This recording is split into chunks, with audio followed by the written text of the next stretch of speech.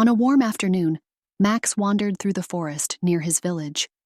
Among the fallen leaves, something caught his eye, a strange, shimmering egg, glowing faintly in the sunlight. Carefully, Max wrapped the egg in his jacket and carried it home.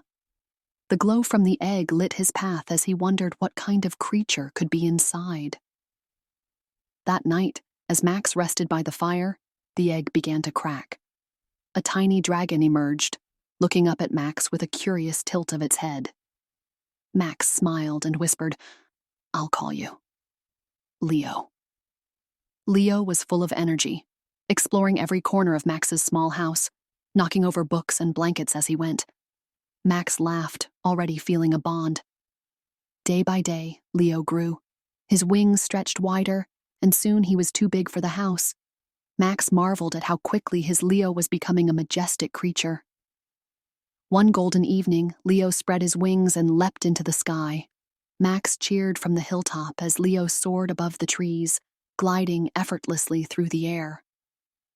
The villagers were startled at first when they saw a dragon in their midst, but as Leo helped chase away pests and kept watch over the village, they began to see him as a protector.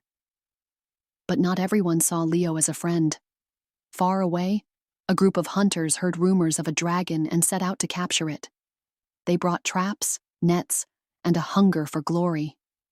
The hunters set their traps deep in the forest, leaving bait and hiding in the shadows.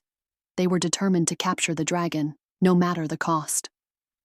The hunters struck swiftly, throwing nets over Leo and dragging him into a massive cage. The once free dragon roared in defiance, but the hunters' traps held firm. Under the cover of night, Max crept through the forest and found the hunters' camp. There, in a giant cage, was Leo, his eyes glowing faintly in the darkness, chained and subdued. Leo looked at Max, his once proud roar reduced to a soft growl. Max's heart ached as he whispered, "Don't worry, buddy. I'll get you out of here." Max hid behind a tree, sketching a plan in the dirt. He observed the guards, the traps, and the cage, preparing for what had to be done. In the dead of night, Max moved silently through the camp, dodging patrols and avoiding traps. His heart pounded as he neared the cage. With trembling hands, Max slid the key into the lock. The cage creaked open, and Leo stepped out, but their victory was short-lived. The hunters had noticed.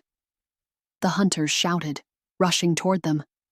Max stood protectively in front of Leo, his fists clenched, ready to defend his friend. Leo roared, sending gusts of wind using every ounce of his wits to outmaneuver the hunters. With a mighty roar, Leo unleashed his strength, scattering the hunters and sending them fleeing into the forest. Max and Leo stood side by side, ready to face the remaining hunters. Their bond was unbreakable, and together, they fought as one. Realizing they were no match for Max and Leo, the hunters fled, leaving their traps and weapons behind. Max smiled and said, "We did it, Leo." As they flew back to the villagers cheered. Max and Leo had become heroes, protectors of their home.